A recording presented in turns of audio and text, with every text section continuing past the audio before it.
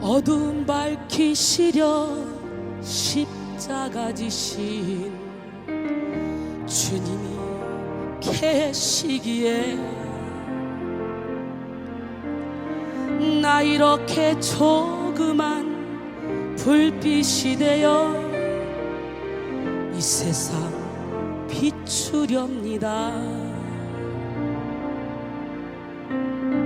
나의 길 가로막는 사람들이 있어 나에게 실망 주지만 오히려 그들 위해 기도할래요. 주님이 계시기에 세상의 사랑이 메말라가도 나만은 사랑할래요. 어려운 이웃을 돌아보면서 주님을 섬길래요. 미움과 욕심을 십자가에 묻고 하늘의 미랄이 되어 모두를 사랑하며 살고 싶어요. 주님이 계시기에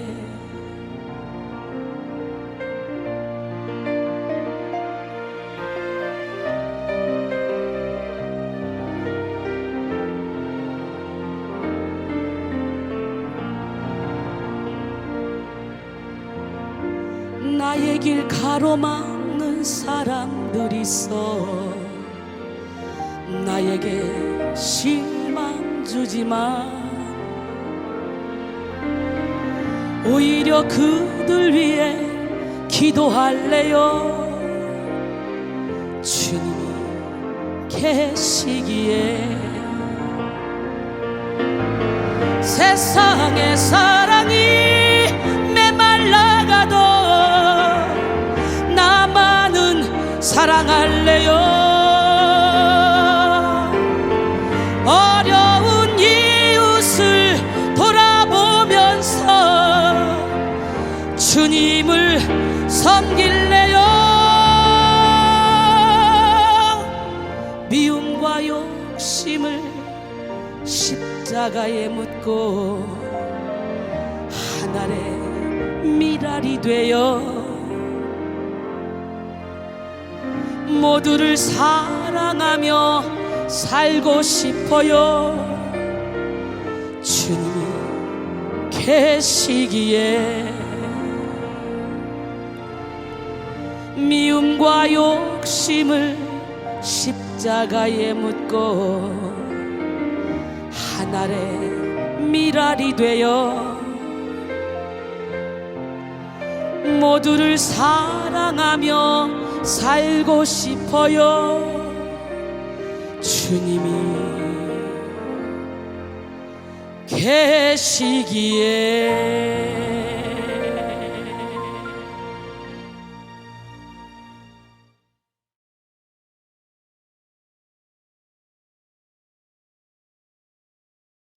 이사야 61장 1절로 4절 말씀 함께 보겠습니다. 이사야 61장 1절로 4절 말씀.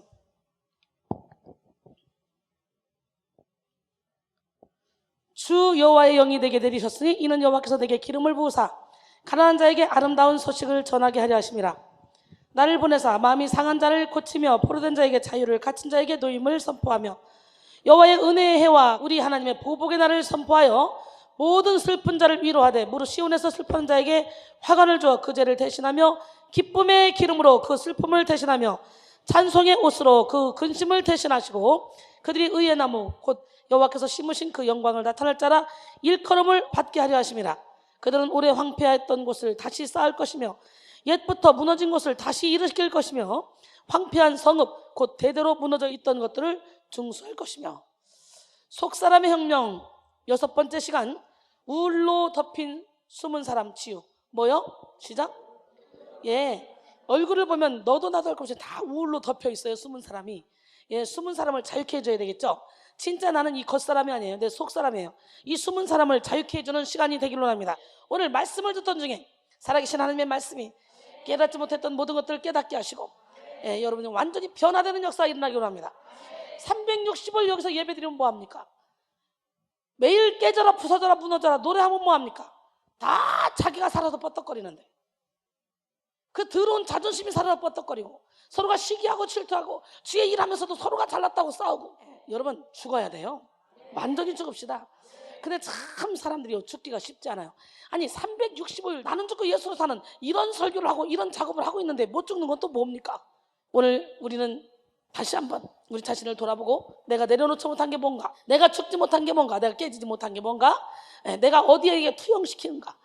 예, 자기의 모든 잘못을 다른 사람에게 투영시켜서 싹 빠져나가려고 하는 미꾸라지에 참기름 바른 사람들 참 많습니다. 여러분, 할렐루야. 이 시간 우울로 덮인 숨은 사람 치유라는 말씀으로 은혜를 나누기를 원합니다. 요즘 수많은 사람들은 굳어진 생각, 굳어진 마음, 굳어진 감정으로 돌같이 무뎌진 삶을 살아갑니다. 돌같이 딱딱해진 그런 영혼육으로 인해서 그 감각이 아주 무뎌져서 자신의 내면을 돌아볼 수가 없습니다.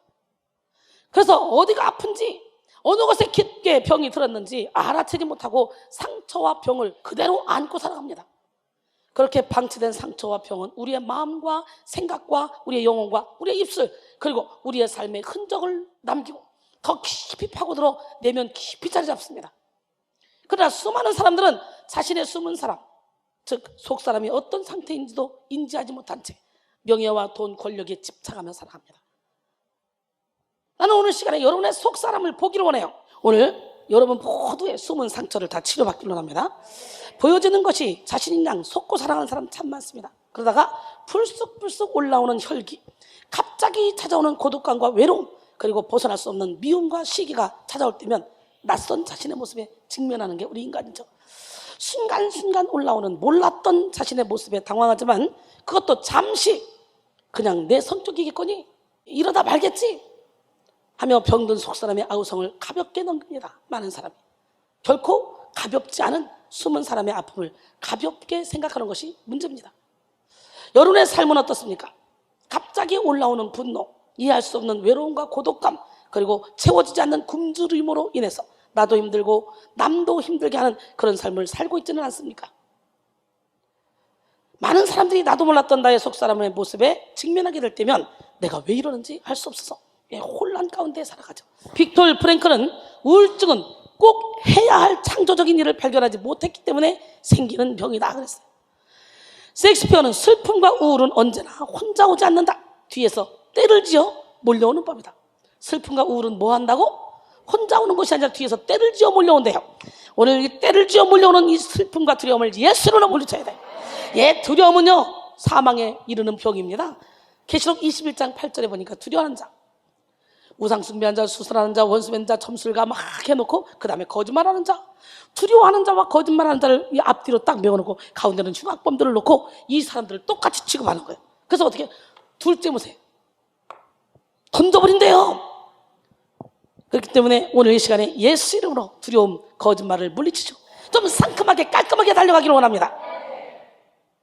그렇다면 나도 몰랐던 병든 모습이 왜 우리 삶 가운데 나타날까? 보이지 않는 그런 숨은 사람이 병들었기 때문이에요. 보이지 않는 숨은 사람은 우리의 보여지는 삶에 영향을 끼치며 우리의 인생을 결정합니다. 여러분, 우리는 다 중요하지만 1순위가 뭐냐? 예배입니다. 우리 사역자들은 그걸 알아야 돼요. 다른 거 다 중요하지만 예배에 방해되는 일이라면 일단 예배 1순위, 그리고 다른 거를 2순위로 넘겨야 돼요. 예배를 중요하게 여기는 그런 사역자들이 되기를 원합니다. 여러분, 우리의 삶의 문제는 대부분 우리의 숨은 사람으로부터 시작되는데요, 숨은 사람이 상처를 치유받지 못해서 그에 따른 우울한 마음과 우울한 생각은 곧 무기력과 열등감에 빠지게 합니다. 즉 우리 인생의 대부분의 문제는 밖에 있는 것이 아니라 바로 우리 안에 있다는 거예요. 문제가 아니에요. 나의 숨은 사람의 문제가 가장 큰 문제입니다. 밖에 있는 문제는 문제가 아니에요. 소크라테스는 너 자신을 알라 그랬어요. 그렇습니다. 우리는 우리의 참된 자아, 참 존재인 숨은 사람을 정확하게 알아야 돼요. 그런데 오늘날 많은 사람들은 자신 속에 숨은 사람이 아파하고 신음하고 있음에도 불구하고 겉사람에 치장하는데 거기에만 고군분투합니다. 거기에만 시간, 노력, 물질 다 쏟습니다. 병든 숨은 사람의 모습을 아주 화려하고 멋진 겉모습으로 눌러보려고 하는 거죠. 그래서 겉사람에 치중한다는 거예요. 여러분 정말 불쌍한 사람이에요. 아무리 이쁜 척해도 속사람이 어두우면 겉사람은 밉게 돼 있어요. 오늘 여러분 속사람을 새롭게 해야 이쁜 거야. 아무리 못생겨도 여기서 막 영혼이 기뻐하면 얼굴이 환하고 빛이 나면 다 이뻐 보여. 근데 아무리 이뻐도 독을 품고 있으면 독사같이 보여. 여러분 옆 사람 바라보시라. 독사 같은 얼굴인가 예쁜 얼굴인가? 시작!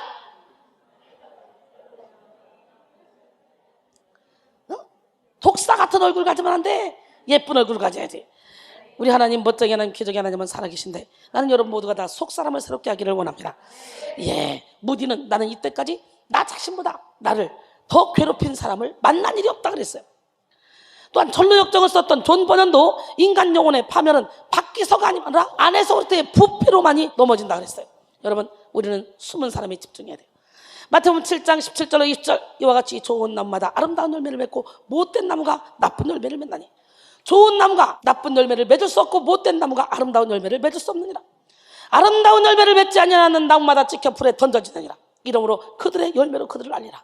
토머스 제이 스탠리는 백만장자 733명을 설문조사와 인터뷰를 통한 그런 결과를 가지고 백만장자 마인드라는 책을 썼습니다.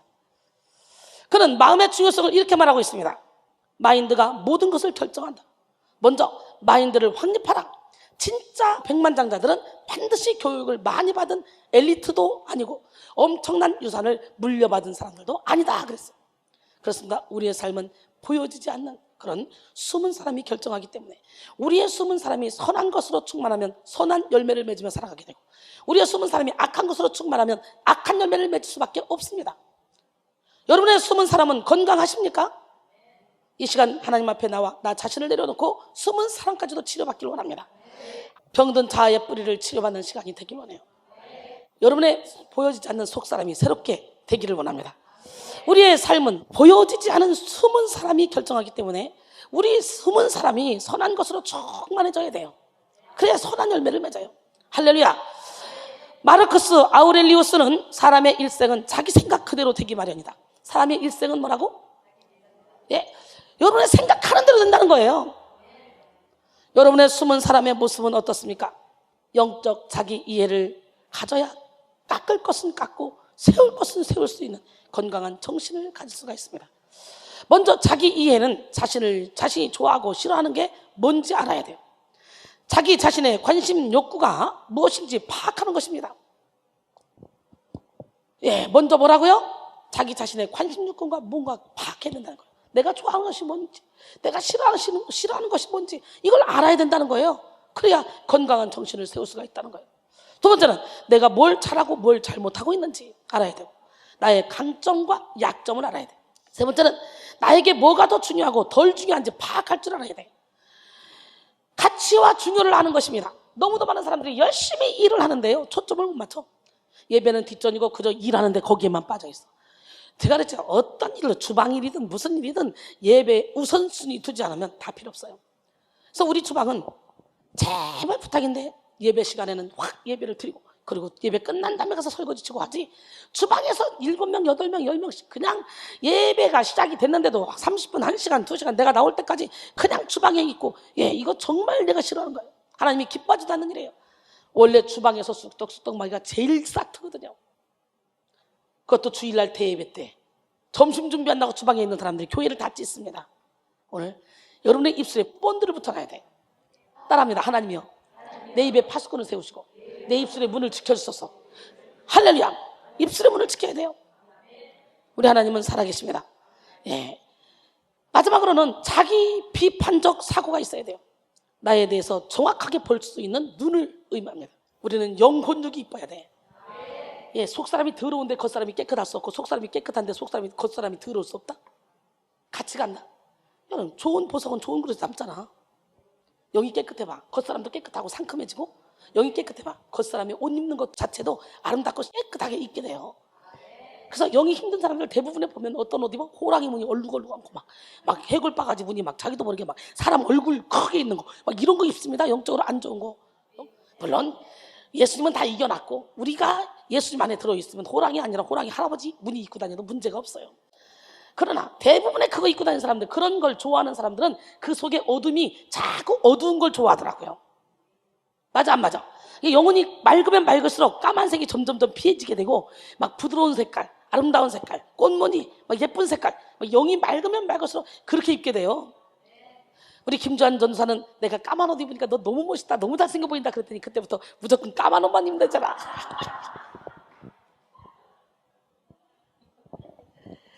모두가 다 나한테 잘 보이려고 애를 쓰는데 여러분 나한테만 잘 보면 뭐합니까? 하나님께 잘 보여야지. 예, 저는요 하나님께 존귀하게 쓰임받는 사람을 보면 다 이뻐요. 나한테 아무리 아부 떨어도 안 이뻐요. 하나님께 잘하는 사람, 하나님 마음에 합한 사람 보면 그냥 마냥 이쁘고 다 주고 싶어요. 근데 하나님 마음에 합하지 않으면요 진짜 밥맛 없어요. 그다가 미워한다는 얘기는 안 해요. 예, 고치고 깨지고 부서지고 무너져서 아름다운 상큼한 그릇으로 만들어야지.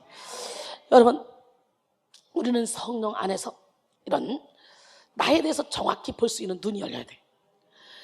자기 이해의 훈련을 받아야 돼.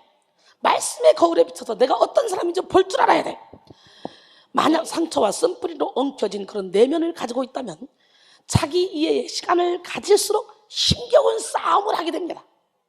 상처로 얼룩진 그 엉겅퀴가 가득한 내면을 가지고 있다면 보면 볼수록 사도 바울이 뭐라고 말해요? 나는 죄인 중에 괴수라는 거예요.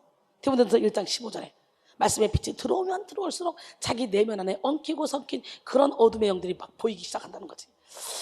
오늘 이 시간에 여러분 모두가 다 영적 싸움에 승리하기를 원합니다. 그러나 이 과정을 잘 지나가면 속사람을 치유받고 재창조의 삶을 살 수가 있습니다. 우리는 속사람을 강건하게 해야 돼. 이번 주 내내 속사람에 대해서 말하니까 이게 막 기쁘고 즐겁고 행복한 게 아니라 속사람 것이 막 올라오니까 막 다 지 안에 싸움, 막 이것 때문에 막 같이 막 싸우는 것 같아. 여러분 이렇게 속사람을 치료할 때 말씀 중에 치료받고 상큼한 모습으로 예배를 끝내야지. 그리고 나보다 남을 낮게 여기라. 근데 이 낮게 여기라고 하는데 자꾸 낮게 여겨. 어떻게 말을 반대로 하더냐. 향방 없이 막 돌아다녀. 속사람이 질서가 잡히지 않으면 향방 없이 돌아다닙니다. 고린도서 4장 16절에 그러므로 우리가 낙심하지 않으니 우리의 겉사람은 낡아지나 우리의 속사람은 날로 새로워지도다. 우리의 숨은 사람이 건강하기 위해서는요 영혼의 뿌리, 자아의 뿌리가 강건해야 돼요. 미국의 존 홉킨스 대학의 교수요 외과 의사인 켈리 박사는 전도자로도 유명합니다. 그는 양복에 늘 장미를 꽂고 다니는데 그 장미가 왜 그런지 한참을 지나도 시들지 않았습니다. 언제나 금방 꽂아놓은 것처럼, 금방 꺾어서 꽂아놓은 것처럼 싱싱해. 하루는 사람들로부터 어떻게 그 장미가 그렇게 시들지 않습니까? 라고 물었습니다. 그랬더니 그는요 양복 속에 앞섭을 뒤집어 보였습니다. 그러자 그 섭 밑에는 아주 조그마한 물병 주머니가 있었고 그 장미꽃은 그 물병에 꽂혀 있었던 거예요. 이때 그는 우리 사람들이 시들지 않고 향기 나는 인생을 살기 위해서는 삶의 뿌리를 언제나 예수 그리스도께 두어야 된다라고 말하면서 전도했다고 합니다. 골로새 2장 6절로 7절 그러므로 너희가 그리스도 예수를 주로 받았으니 그 안에서 행하되 그 안에 뿌리를 박으며 세움을 받아 교훈을 받은 대로 믿음에 굳게 서서 감사함을 넘치게 하라. 할렐루야. 그렇습니다. 생명이 있기 위해서는 반드시 뿌리가 살아있어야 돼. 고목나무의 꽃을 피우기 위해서는 생명이 있어야 되고 생명이 있기 위해서는 뿌리가 썩지 않고 살아있어야 됩니다. 무슨 식물이든지 뿌리가 깊이 박혀야 튼튼한 식물이 됩니다. 뿌리가 깊으면 바람이 불어도 넘어지지 않습니다. 뿌리가 건강한 나무는 가뭄에도 말하지 않습니다. 건강한 뿌리로 인해 아름다운 꽃을 많이 피우는 나무는 열매를 많이 맺습니다. 우리의 삶도 마찬가지입니다. 앞서 말했듯이 보이지 않는 우리의 숨은 사람, 우리의 속사람, 영혼의 뿌리가 건강하지 못하면 우리의 보여지는 삶도 건강하지 못합니다. 병든 인간관계, 병든 육신, 병든 물질, 병든 언어 등 인생의 수많은 문제는 우리의 숨은 사람이 병들었기 때문이에요. 그러나 영의 눈이 닫힌 사람, 이 사람은요 숨은 사람 즉 영혼의 뿌리를 치료받지 못한 채 방치해둔다는 거예요. 이렇게 심각한데도 불구하고 영의 눈이 닫혀버리면 방치해둔다는 거예요. 문둥병 환자처럼. 그리고 보여지는 문제를 당장 해결하기 위해서 눈에 보여지고 손에 잡히는 그런 육신의 방법을 취합니다. 그러나 여러분, 영의 눈이 열려 지혜로운 사람, 그런 사람은 뿌리의 병부터 치료해서 지속적으로 영혼의 뿌리를 관리합니다. 보이지 않는 뿌리의 건강이 나무의 미래를 결정하듯이 영혼의 뿌리가 우리 삶의 미래를 결정한다는 것이죠. 여러분, 진짜 농사꾼은요, 땅을 가꾸는데 아주 심려를 기울입니다. 여러분, 먼저 땅을 가꿔서 거기다가 씨를 뿌려야 열매가 잘 열리지. 이 거름의 양에 따라서 열매가 크게 열리고 작게 열리고 그런다네. 난 몰랐는데 거름은 많을수록 좋다네. 근데 이 땅은요, 1년 해먹고 1년 묵히고 1년 해먹고 1년 묵히고 이게 제일 좋대요. 2년 정도 해먹으면 그 다음부터는 열매가 안 맺는데요. 땅이 안 좋아져서. 그래서 땅을 가꾸는 게 가장 중요하다. 그래서 오늘도 비료 쫙 뿌리고 트랙터로 확 한번 갈아엎었어요. 그래서 이제 배추를 쫙 심어서 여러분 이제 겨울에 오시면 김장김치 잡수게 태양초에다가 무공해 배추에다가 김치에다가 여기는 막 말씀도 무공해로 먹고 있지 않습니까? 여기 뭐 사람 눈치 보고 이런 거 아닙니다. 저는요, 눈치 봐서 제자 양성 못합니다. 귀신이 교묘하게 미꾸라지 참기름 바른 것처럼 교묘가 빼가서요, 여기서 10년 훈련만 어디 가서 이순이 제자라고 말하지 마. 못 죽은 사람. 내가 창피해. 난 그렇게 가르친 적이 없거든. 비아냥거리는 사람 이순이 제자라고 말하지 마. 나는 비아냥거리는 걸 한 번도 해본 적도 없고 그런 방법을 가르친 적도 없어. 깨지고 부서지고 무너져 박살난 사람, 그런 사람만 다 이순이 제자입니다. 그런 말 할 자격이 있는 거예요. 한 번만 예배드려 나는 죽고 예수로 사는 법을 가르치는데 왜 못 죽어? 그 귀신한테 왜 사로잡혀? 시기, 질투하고 원망하고 불평하고 비교의식 갖고 이거 다 귀신의 장난이라고 그렇게 말해주는데도 그냥 그렇게 끌려갑니다. 얼마나 안타깝습니까? 여러분, 영혼의 뿌리가 우리 삶의 미래를 결정하는데 무엇보다도 밭이 좋아야 돼. 길가밭, 돌짝밭, 가시밭 아무리 뿌려도 안 나. 아무리 좋은 씨앗 뿌려도. 이야, 오이가 신기하네요. 오이나무가 막 주렁주렁 열려가지고 오이는 몇 달째 따먹는데 따먹고 나면 3, 4일 있으면 또 요마지 자라서 하나도 없었어 오이가. 근데 어느 순간에 또 자라서 요마지 있고 한 바구니 따오고 또 3, 4일 지나면 또 한 바구니 따오고 뭐 이상해. 근데 요즘은 오이가 보니까 이제는 영양가가 다 빠지고 이제 아무것도 속에 없나 봐, 영양이. 그러니까 나올 때부터 늙어서 나와. 나올 때부터 이렇게 꼬부라져. 반듯하지도 않아. 이렇게 꼬부라져. 이렇게 이래가지고 오자마자 늙었어요. 그래도 아까워가지고 좀 더 놔두려고 좀 놔둔 것 같은데 몇 번만 좀 더 따먹으려고 확 갈아엎어버리고 다시 심어야 돼. 그래서 이래야지. 상큼한 사람. 사람도 똑같아요. 뭔가 열리긴 열리는데 저렇게 오이처럼 열려. 그러니까 남들이 볼 때는 오이 열리네, 열매 맺네. 그렇지만 영적으로 바로 눈을 뜬 사람은 저건 잘못된 열매야, 뿌리째 뽑아 버려버려, 이게 나오는 거야. 여러분, 그렇게 열매 맺고 있지 않습니까? 그렇게라도 열매 맺으면 다행이게 폼만 재지 열매도 안 맺고 이건 나올 것 같은데 안 나오고 나올 것 같은데 안 나오고 그 땅을 버릴 수도 없고 막 이래가지고 매지 나와가지고 이게 익을까 싶어서 가만히 있어보면 그러면 안 돼. 그냥 쭉쭉 뻗어야 돼. 영 깨라. 여러분의 영이 깨어나기를 원합니다. 할렐루야. 마가복음 4장 26절 28절 이르시되 하나님의 나라는 사람이 씨를 땅에 뿌린 것 같으니 그가 밤낮 차고 깨고 하는 중에 씨가 나서 자라되 어떻게 그리 되었는지 알지 못하느니라. 땅이 스스로 열매를 맺되 처음에는 싹이요 다음에는 이삭이요 다음에는 이삭에 충실한 곡식이라 그랬어요.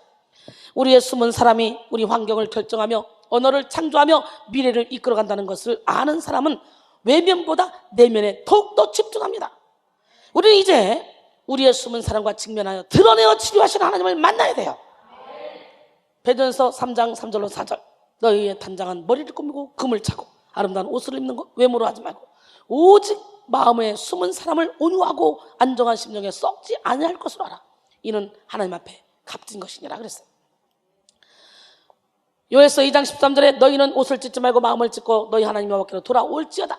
그는 은혜로우시며 자비로우시며 노하기를 더디하시며 이내가 크셔서 뜻을 돌이켜 재앙을 내리지 아니하시나니 그랬어요.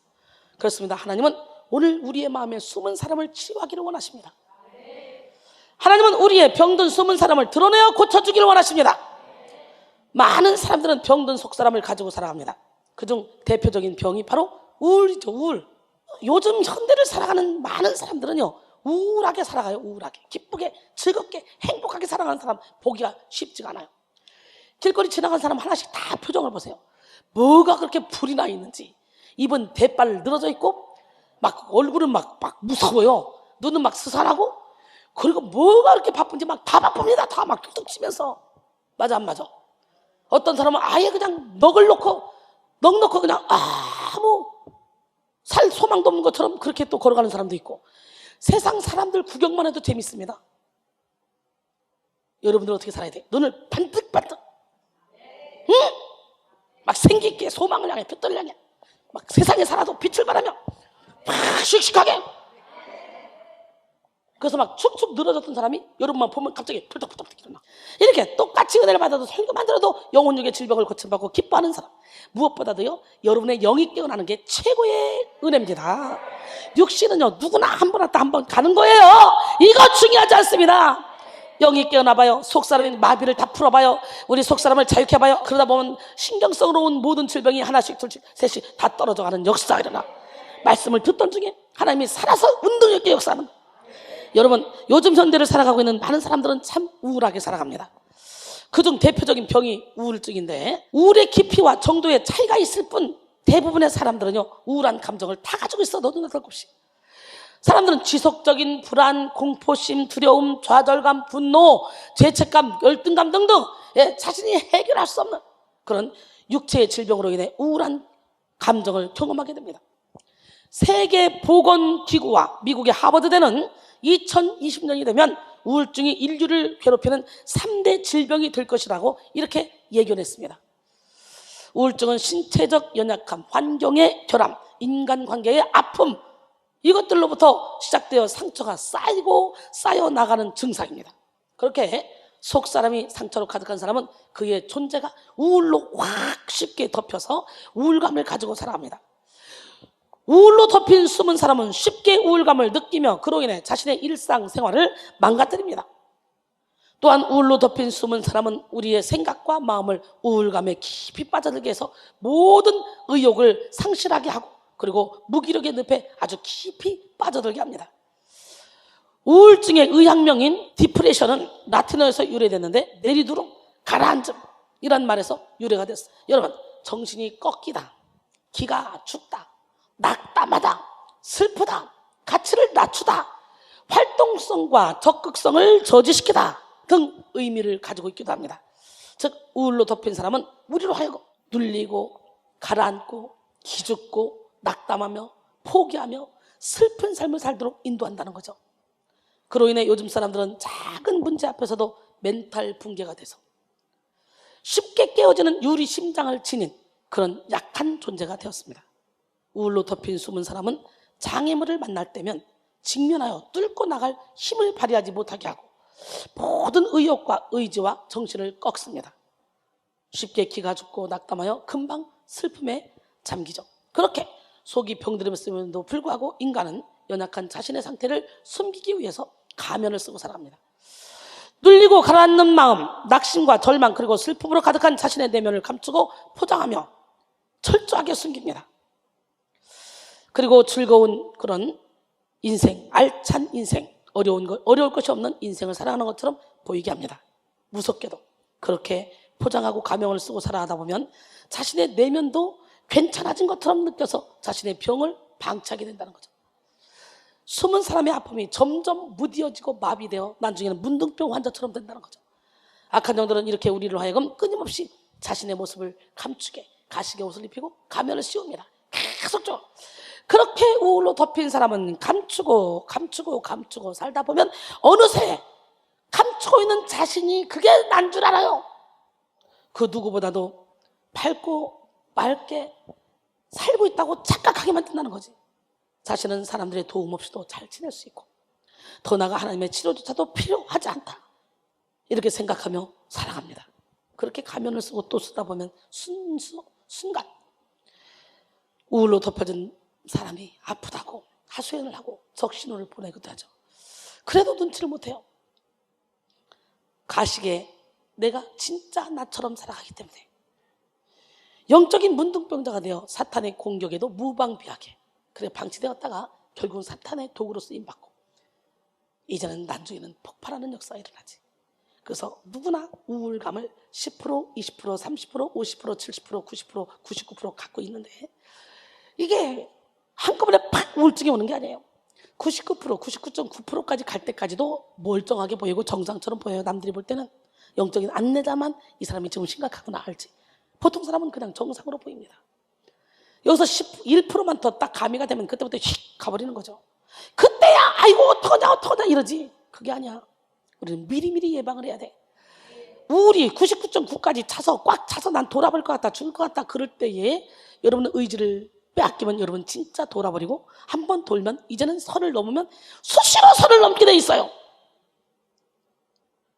여기서 우리는 치료해야 되는데 여기 와서 은혜를 받으면 속사람이 나도 모르는 사이에 내 욕심이었구나, 내 생각이었구나, 잘못된 기억이었구나, 내 속사람이 마비됐구나 이러면서 하나씩 둘씩 내려놓다 보면 어느 순간에 꽉 차있던 그 슬픔이 조금씩 사라지며 이 사라지는 그 자리에 기쁨이 뻥글 올라오다가 나중에는 이제 우울감보다는 기쁨이 많아지고 그러다 보면 아직까지 우울감이 20, 30%, 30, 40% 남아있다 할지라도 기쁨이 50, 60% 차지하면 이젠 행복한 사람처럼 보이고 행복하게 살게 되죠.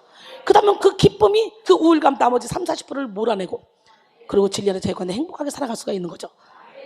여기서 은혜 받고 막 여기서 생수가 터져서 기쁨이 뽀글뽀글 올라오다가도 누군가가 기분 나쁘게 하면 갑자기 기분이 팍 상하면서 기쁨은 온데간데 없어지고 어둠이 막 확 덮쳐가지고 더 곤고해지는 그런 경우도 있습니다. 왜? 귀신은 귀신같이 살거든. 내가 하나님의 영으로 막 기뻐하고 즐거워하고 행복해하고 막 은사를 받고 능력을 받고 주님 안에서 막 행복한데 누군가의 눈빛과 손짓과 누군가의 입에서 나오는 말, 행동, 표정 때문에 갑자기 해를 받을 수 있어요. 그건 뭐예요? 내게서 나갔던 사단이가 네가 그렇게 기뻐할 줄 알아? 너 살짝만 건드리면 너 넘어져. 까불지 마. 너 그거 가짜야 가짜. 그러면서 주변에 있는 사람들을 통해 또 들어오는 거예요. 타고 밀고. 그러니까 어떤 일로도 해를 받지 말아야 돼. 보혈의 피로 덮읍시다. 하나님은 누가 하나님? 진짜. 여기서 은혜를 점점점 받다 보면 나도 모르게 이 우울감이 착착착착착 사라지기 시작하고 이제 그 대신 기쁨이 착착착착 생기면서 얼굴이 표정이 달라지고 삶에 활기가 생기고 그러다 보면 나 못해 신앙처럼 맨날 나 못해 하던 것들이 나 할 수 있어 도전하고 열정을 갖고 살아가게 됩니다. 문제가 아니에요. 문제를 이길 수 있는 힘이 없는 것이 문제지. 우리 하나님은 살아계신데 그중 대표적인 증상이 바로 스마일 마스크 증후군. 스마일 마스크 증후군. 우울을 꾹꾹꾹 눌러놓고 가식의 옷을 입고 가식의 내가 진짜 난 줄 착각하고 사는 문득병 환자들, 이런 사람들 대표적인 증상이 뭐라고? 스마일 마스크 증후군. 요즘 많은 사람들이 스마일 마스크 증후군에 빠져서 괴로워합니다. 이 스마일 마스크 증후군이란 겉으로는 늘 밝게 웃고 있지만 속으로는 우울감이 심한 상태를 말합니다. 이는 주로 감정 노동이 심각한 서비스업 노동자들이나 이 인기에 대한 압박을 갖고 있는 연예인, 고객을 많이 상대하는 영업사원, 시집식구를 대하는 며느리, 마스크 증후군 참 많이 쓰고 있습니다. 그런 사람들 많습니다. 스마일 마스크 증후군이란 겉으로는 늘 밝게 웃고 있지만 속으로는 우울감이 그런 심한 상태를 말하는데 이는 주로 뭐라고? 감정 노동이 심한 그런 직업, 감정 노동. 저도 여러분을 보고 막 인상 팍팍 쓰고 다닐 수 있어? 항상 웃지? 근데 저는 억지로 웃는 것이 아니라 진짜 이 영혼이 기뻐요. 영혼이 행복해요.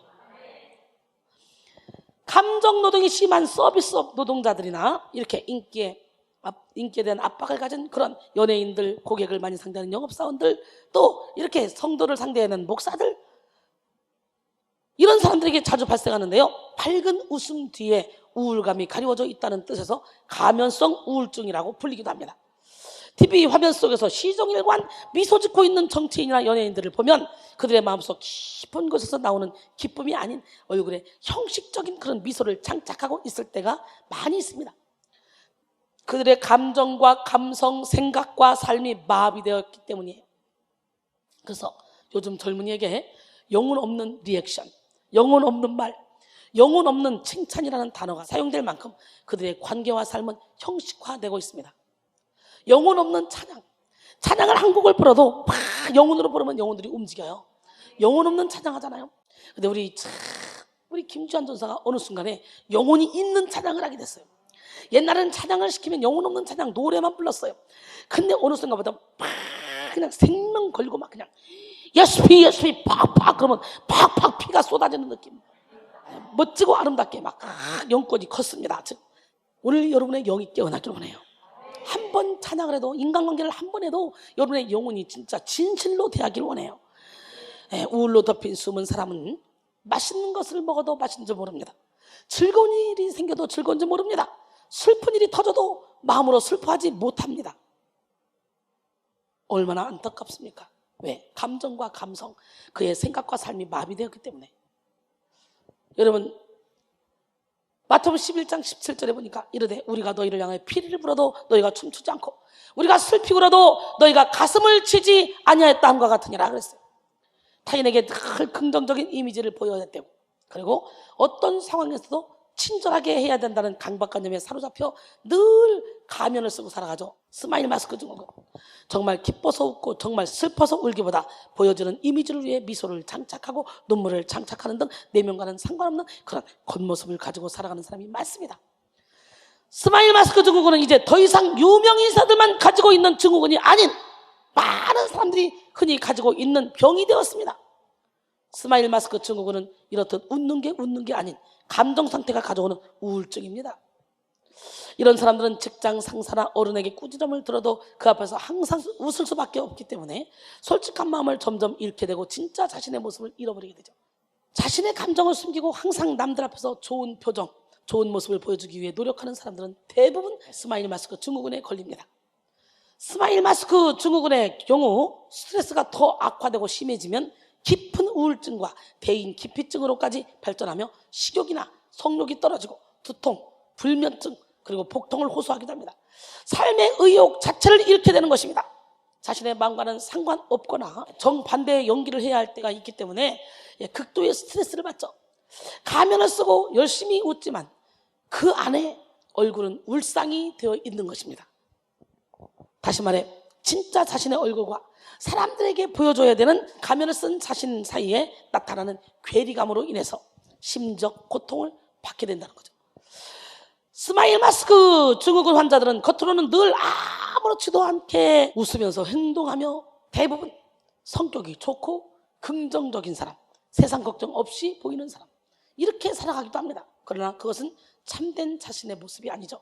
가정의학과 이경숙 전문의는 스마일 마스크 증후군은 억울한 감정이나 화, 분노 등 자신의 감정을 제대로 표현하지 못하고 그 스트레스를 속으로만 삭히기 때문에 발생하게 된다고 이렇게 이야기했습니다. 즉 우울감은 언제든지 폭발할 수 있는 그런 폭발물을 가지고 살아가는 것과 마찬가지라는 거죠. 스마일 마스크 말고도 수많은 가면 증후군에 시달리는 사람들이 많이 있습니다. 여러분은 어떤 가면을 썼어요? 차라리 스마일 마스크 가면이 더 낫다. 그지? 여러분 오늘 쓰고 있는 가면 다 버려 빨리. 척척박사기 다 찢어버려. 내 정체가 언젠가는 탄로나면 어떡하지? 라고 생각하는 사람들은 다 가면 증후군에 걸린 것이라고 볼 수 있습니다. 언젠가 실패할지도 몰라. 언젠가 내 무능력이 탄로날지도 몰라. 그런 생각을 오늘 버리시기 바랍니다. 1978년 조지아주 주립대학교 폴린 클랜스와 수잔 임스가 겉으로 자신만만한 그런 사람들의 자신감이 결여된 불안 심리를 연구한 끝에 가면 증후군이라는 그런 말을 처음 사용했어요. 직장인의 약 75%가 이 증후군에 시달리고 있다고 합니다. 사기꾼 신드롬, 사기꾼 증후군으로 불리죠. 이 증상은 지속되면 만성적으로 회의감에 빠지며 내면에 존재하는 비판자, 응원자 중에 비판자의 소리에 귀를 기울이게 되고, 그러고 나면 이제 내면에 부정적인 기제, 즉 우울증이 점점 심해지게 됩니다. 심리학의 창시자 프로이드의 설명에 의하면 우울증은 내면에 분노가 쌓여있는 상태이며 그 분노에 대한 세력을 현실의 의식이 압박하고 있는 상태라 그래요. 무슨 얘기인지 알아요? 분노가 꽉 차여있는데 현실의 의식이 압박한다는 거예요. 아닌 척하면서 눌러놓는다는 거예요. 이게 우울증이라는 거예요. 그 속에서 분출하지 못한 그 분노인 절망감, 허무감, 자살 충동 등등 이 부정적 감정은 언제 폭발할지 모르는 위험물입니다. 그래서 우울증은 내면에 쌓아둔 분노를 자신이 안고 사는 거예요. 이거 내 보내야 돼. 우울로 덮인 숨은 사람은 계속적으로 우리의 삶을 짓누릅니다. 이런 분노의 감정은 한번 분출되면 나도 남도 억누르며 해를 끼칩니다. 그러한 사람들은 다른 사람들에게 그 분노의 원인을 전가시키며 다투기를 좋아하고 욕설을 퍼부으며 시비를 걸고 폭력을 행사하기도 합니다. 심하면 살인까지도 하게 되죠. 그러나 그러한 분노를 안으로 안고 사는 사람들은 외적으로는 괜찮은 척하지만 사실 속으로는 자신을 탓하며 죄의식에 시달립니다. 그리고 내면의 고통을 참고 견디려고 애쓰며 육신과 정신과 영적으로 병들게 되어 때로는 자살을 하기도 하죠. 참으로 가슴 아픈 일입니다. 이는 마치 속에 지뢰를 품고 사는 것과 마찬가지예요. 지뢰는 강력하고 무시무시한 전쟁 무기, 은밀하고도 치명적인 무기입니다. 적군이 땅속에 지뢰를 묻어두면 그곳을 지나가는 병사들이 지뢰를 묻은 곳에 발을 잘못 디뎌서 압력이 가해지면 여지없이 폭발하죠. 그렇게 폭발하는 순간 근처를 쑥대밭으로 만들어버리잖아요. 여러분 안에 있는 지뢰가 폭발되면 여러분의 가정이 쑥대밭이 되잖아요. 폭발하기 전에 예수의 이름으로 몰아내야 돼요. 폭발하기 전에 여기 와서 예배드리면서 막 웃고 즐기다가 어느 순간에 슉슉슉 눌러놨던 우울이 막 떠나가고 뭐 이상하네? 이 정도면 내가 분노가 나야 되는데 분노가 안 나네? 이 정도면 내가 우울해야 되는데 우울이 안 되네? 막 기쁨이 넘치네? 이거 뭐지? 이 삶이 지속되기를 원합니다. 여러분, 만약 우리의 삶에 지뢰가 설치되어 있다면 반드시 피해야 하지 않겠습니까? 아니면 지뢰를 제거해야 되지 않겠습니까? 우울로 덮인 속사람은 마치 지뢰 같아서 언제 어디서 폭발할지 모릅니다. 한번 폭발하면 무섭죠. 우리는 이 우울로 덮인 이 숨은 사람을 방치할 것이 아니라 꺼내어 치료받아야 돼요. 마음에 들려있던 우울이 한 번의 사건으로 건드려지면 모든 정상적인 삶이 다 마비가 되기 시작합니다.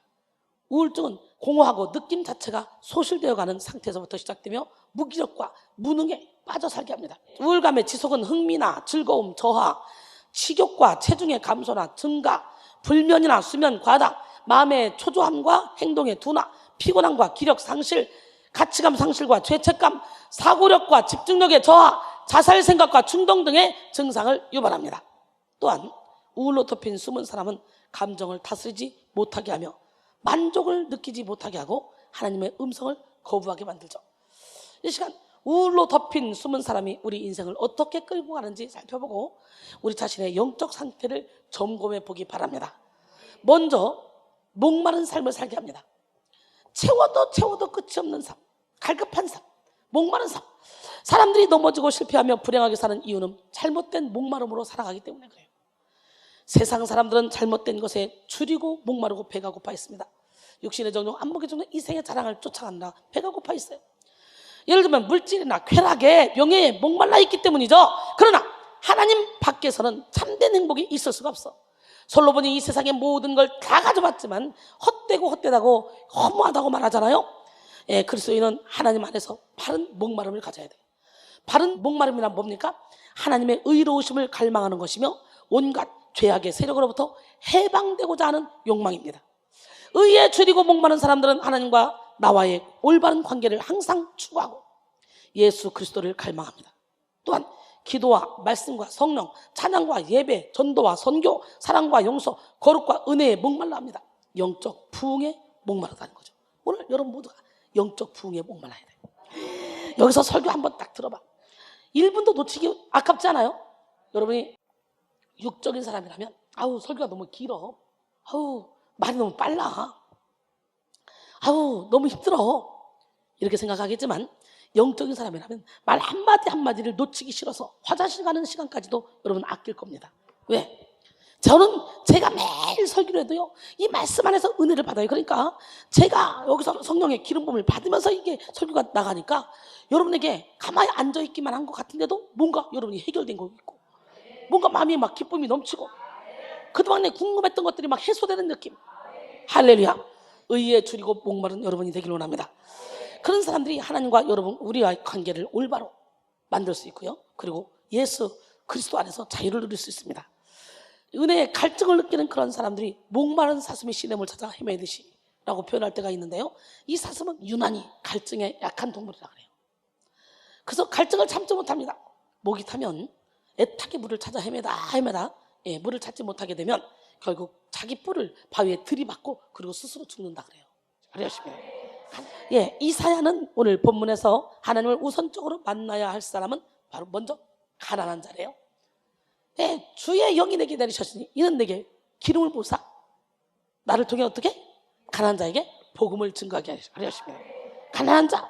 가난한 자에 해당하는 아나운은 경제적으로 매우 빈곤할 뿐만 아니라 정치적으로 사회적으로 강자에 의해 억압을 당하고 심리적으로 자신보다 더 강한 그런 상대를 깊이 의존하는 자들, 그런 자들을 지칭합니다. 구약 성경에서는 이 단어가 가난한 자 외에도 곤고한 자, 가련한 자, 억압을 당하는 자 등등 다양하게 사용되어지죠.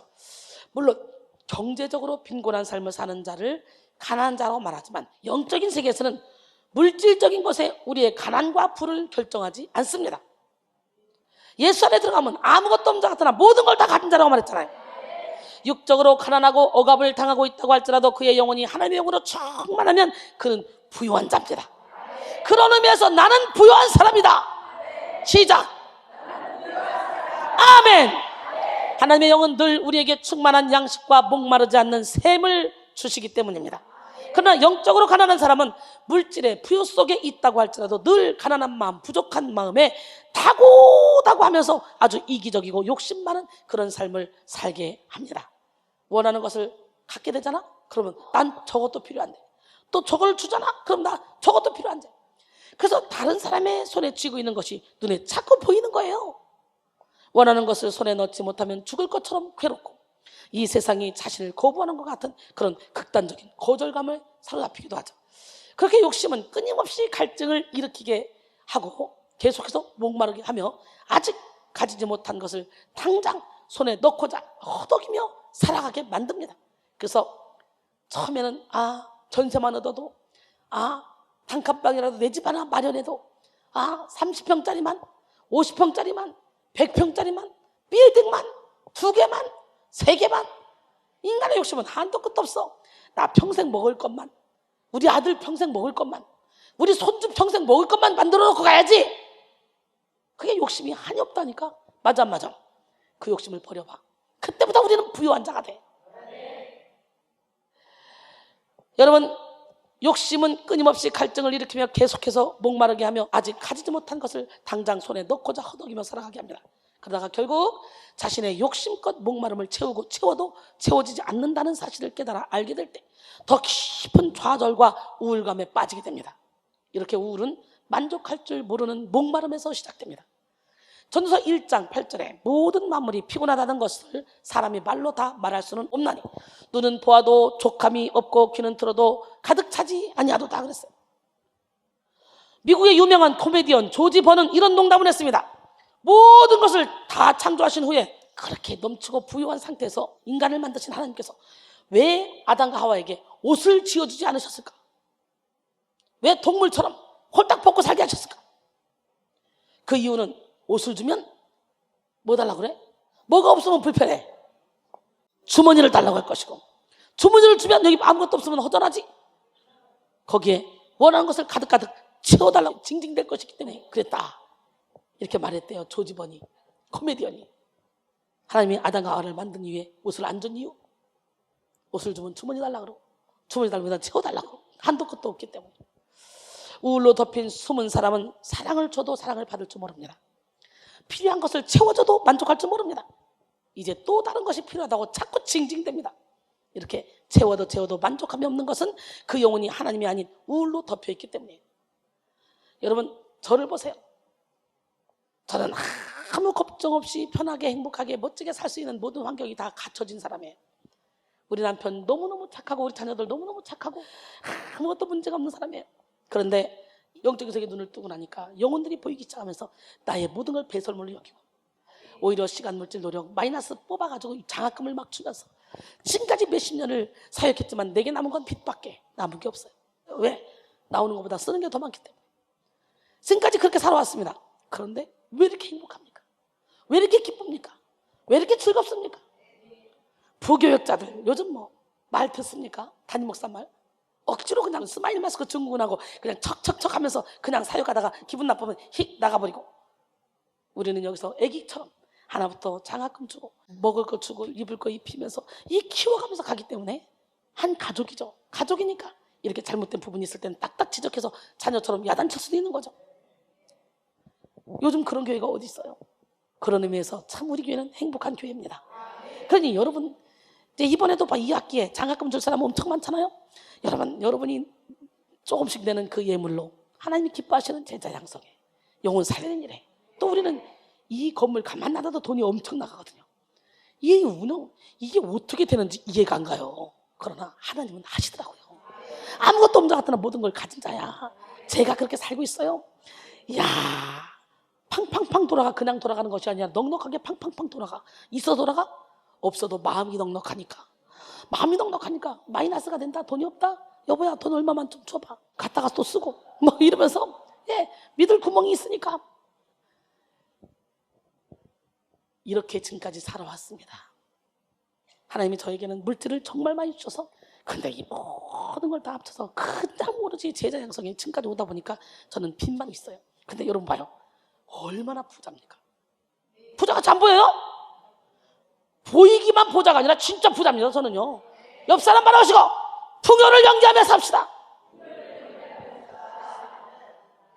욕심을 부리면 한도 끝도 없이 가져도 타고 나고 하는데 욕심을 내려놓으면 가진 것이 없어도 베풀고 나누어 쓰면서도 이렇게 행복할 수 없어요. 여러분 남을 세워주면서 남들이 막 제자들이 잘하면 그게 너무너무 기쁘고 즐겁고 이렇게 애써서 제자들 키워놓고 이렇게 애써서 설교 준비해서 설교를 하는데 매일 죽자는 설교를 하는데 못 죽고 퍼뜩퍼뜩 살아있는 제자를 보면 상하겠어 안 상하겠어? 거룩한 분노가 나갔어 안 나갔어? 다른 설교도 아니잖아. 맨날 나보다 남을 낮게 여기자. 서로가 발을 씻어주자. 이런 설교를 하는데 서로가 나를 씻어줘. 그러고 있으면 거룩한 분노가 안 나겠냐고. 난 여러분 모두가 다 나의 하나님 그 성품을 닮아서 많은 사람을 부욕케 하는 능력의 종이 되기를 원합니다. 할렐루야. 여러분 이렇게 채워도 인간의 욕구는 채워지지 않아요. 그런 욕구를 있는 그대로 방치해두고 살아가다 보면 이 세상에는 그 어떤 것도 자신에게 만족을 줄 수 없다는 이걸 깨닫게 되죠. 그러면 또 허하죠. 이 세상 것으로는 채워줄 수 없다는 걸 알게 되면 어떻게 해야 돼? 다 내려놓고 하나님을 바라봐야 될 거 아니야.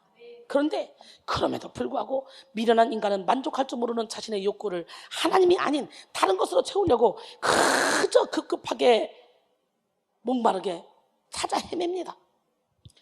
우울로 덮인 숨은 사람은 계속해서 하나님이 아닌 채워지지 않는 그런 욕구를 바라보며 살아가게 된다는 거죠.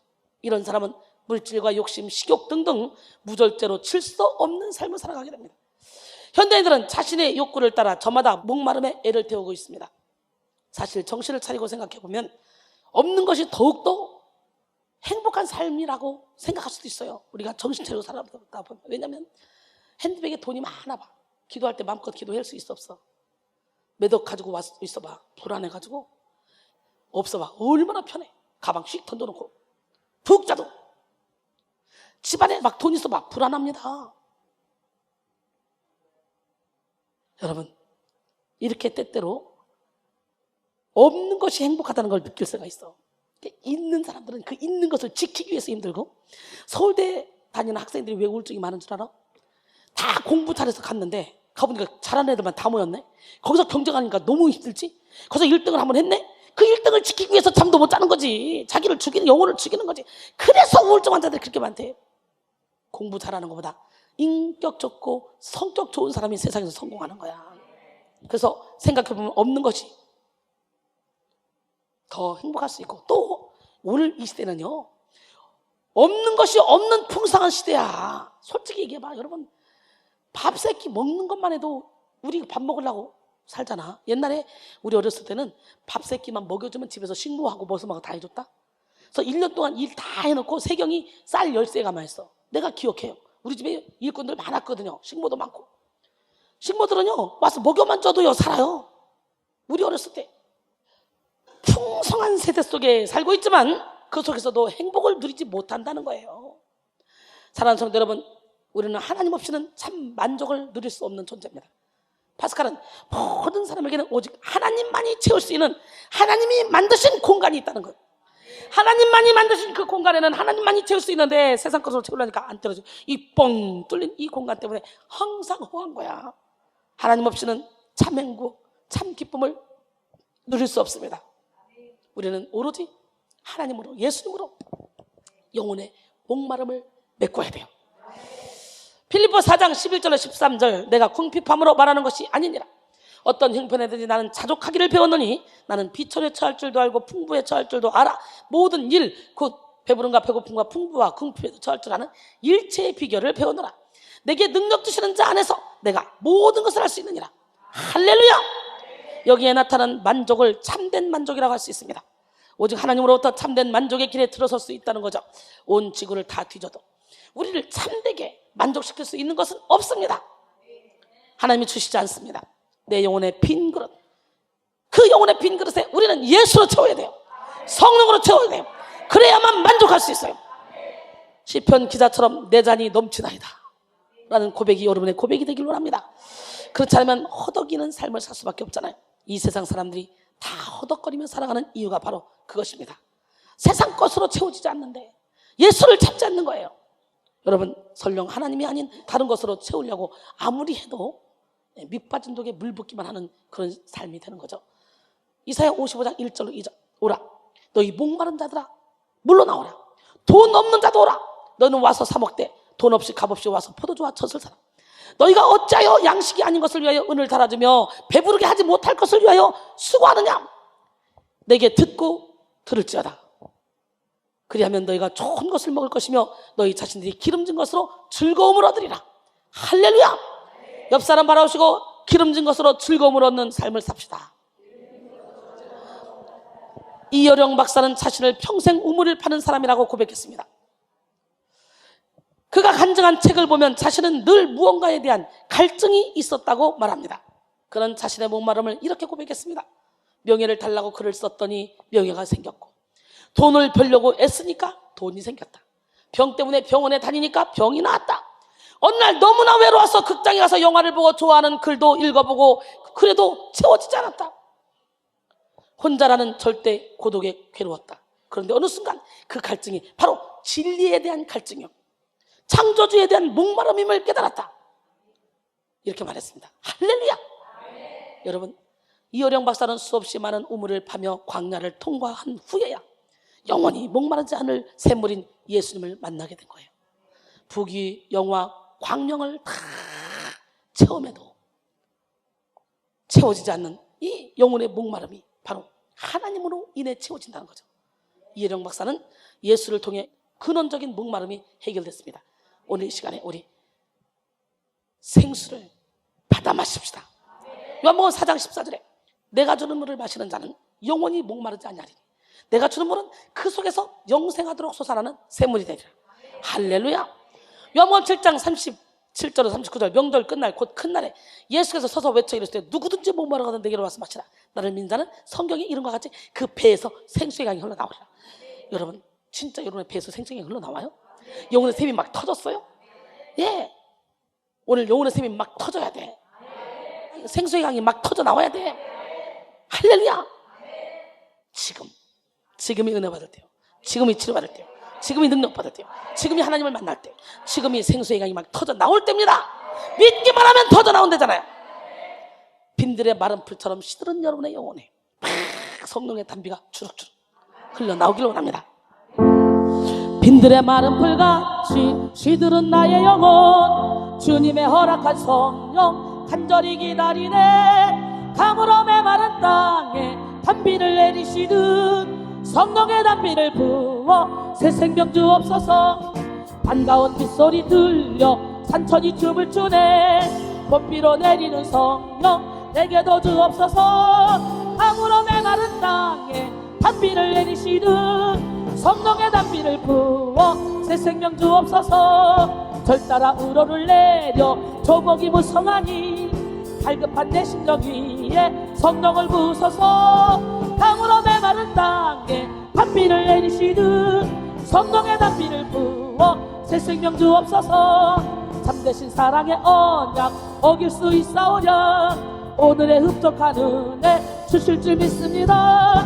강으로 메마른 땅에 단비를 담비를 부어 새 생명 주옵소서.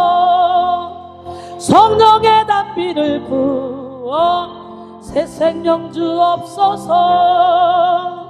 아멘. 여러분, 성령으로 채워지지 않은 사람들은 그 공허함을 다른 어떤 것으로 채우려고 합니다. 그런 현상들이 심해지면 어떻게 돼요? 중독에 빠지게 되죠. 중독이란 특정한 행동이 자신이나 주위에 폐해를 초래해서 이를 조절하려 하지만 통제력을 잃고 반복하는 행동, 스스로 안 하려고 해도 자기도 모르게 통제력을 잃고 반복하는 것, 이런 거로 정의가 되는데요. 중독의 종류는 여러 가지 있습니다. 알코올, 도박, 여러분 콜라 중독으로도 죽는 사람이 있더라고요. 그러니까 자녀들이 콜라 너무 많이 마시면 그거 못 마시게 하세요. 콜라 중독으로도 죽더라고요. 무섭더라고. 뭐든지 과하면 안 돼. 우리는 예배 중독돼야 돼. 우리는 말씀 중독돼야 돼. 우리는 기도 중독돼야 돼. 기도도 초점 맞추지 못하고 기도하면 큰일 나. 귀신의 능력만 커지는 거예요. 초점을 맞춰서. 우리는 섬김 중독 걸려야 돼. 어디서? 예수 안에서. 예수 밖에서 하는 건 내 의에 불과해. 예수 안에서 섬기고 나눠야 돼요. 할렐루야. 콜라 중독, 마약 중독, 음식 중독, 쇼핑 중독, 게임 중독, 도박 중독, 인터넷 중독 등등 수도 없이 많이 있죠. 이런 중독 현상은 인류의 역사와 함께 우리 생활에서 심각한 문제를 일으키고 있습니다. 중독에 빠졌을 때 주변 사람들은 내가 중독에 빠진 것을 알지만 나 자신은 전혀 모르는 그런 경우가 대부분이라 그래요. 중독에 빠진 사람들의 특징이 있습니다. 자신을 제어하기가 어렵습니다. 반복적으로 하게 됩니다. 한두 번의 욕구로 끝나지 않고 동일한 중독적인 행동을 재반복하게 되죠. 즉 자신의 욕구가 채워질 때까지 계속해서 원하는 것입니다. 셋째는 중독은 중독자를 완전히 지배하거나 통제하며 그 지배력은 인간의 논리나 이성을 능가합니다. 그러니 처음에는 내가 술을 먹는데 나중에는 술이 술을 먹고 나중에 술이 나를 먹는다 그랬잖아. 처음에는 내가 도박하는데 나중에 도박이 도박을 하고 나중에 도박이 나를 먹는다 그랬잖아. 넷째, 중독은 결국 중독자를 전인격 영역에서 파멸에 이르게 합니다. 다섯째, 중독자는 자신의 중독을 인정하려고 하지 않고 부인하려는 방어 기제를 사용합니다. 우리는 우리의 가난한 심령을 하나님께로 돌려야 돼요. 우리의 영혼의 뿌리를 하나님께 내리고 차고 넘치는 하나님의 우물에서 생수를 흡수해야 돼. 메리웨 보는 하나님의 우물은 깊다. 우물에 들고 가는 우리의 양동이가 작을 뿐이다. 하나님의 우물은 어때요? 깊어. 근데 우물에 들고 가는 우리 양동이가 작을 뿐이지 우리는 마음껏 퍼마실 수 있어. 마음껏. 할렐루야. 오늘 이 시간 보이지 않는 우리의 숨은 사람을 치료받고 하나님의 능력으로 가득 채우기를 원합니다. 우리의 속사람이 하나님께 깊이 뿌리 내리고 하나님의 깊은 우물에서 마음껏 흡수하도록 해야 할 줄 믿습니다. 부를 얻고자 몸부림치는 삶이 아닌 하나님의 채우실 부요를 소망하는 그런 삶을 살아야 됩니다. 예수 그리스도께서 복음을 전하실 때 그 복음을 받아들이는 대부분의 사람들은 죄인, 세리, 창기, 절뚝발이, 소경, 기머거리, 벙어리, 귀신 들린 자, 어린아이들과 같이 당시 사회에서 멸시와 천대, 소외를 당하는 비천한 자들이었고 그 외에도 그의 말씀을 듣는 자들은 겸손히 하나님의 뜻을 구하는 사람들이었습니다. 다윗이 아둘람 굴 속에 숨어 있을 때 억울한 자, 병든 자, 저는 자, 원통한 자 이런 자들이 모여서 다윗 왕국을 이뤘어요. 그렇기 때문에 나 할 수 있는데 나 오늘 하나님 그런 사람만 써. 연약한 자를 만들어 쓰십니다. 예수님이 사마리아 여인에게 물을 요구한 궁극적인 이유는 갈등 해소를 위함이 아니라 오히려 사마리아 여인에게 영원히 목마르지 않는 영생하도록 솟아나는 샘물을 선물로 주시기 위함이었습니다. 예수님의 물에 대한 요구는 단순히 마시는 물에 대한 요구보다 더 귀한 생수를 주시기 위함이었어요. 그러나 영원히 목마르지 않냐고 영생하도록 솟아나는 샘물은 무엇입니까? 그것은 바로 예수님 자신입니다. 우울로 덮인 숨은 사람은 자신의 욕심을 따라 자신을 위한 필수품에 초점을 맞추려 하지만 우리는 우리의 목마름을 어디로 채워야 돼? 예수로 채워야 돼. 하나님께서는 예수 그리스도를 통한 영원한 생명을 우리에게 허락하셨습니다. 할렐루야!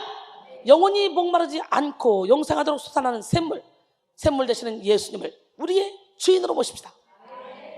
모든 것을 예수로만 채웁시다. 그래서 우울로 덮인 숨은 사람의 지배에서 벗어나는 시간이 되기를 원합니다.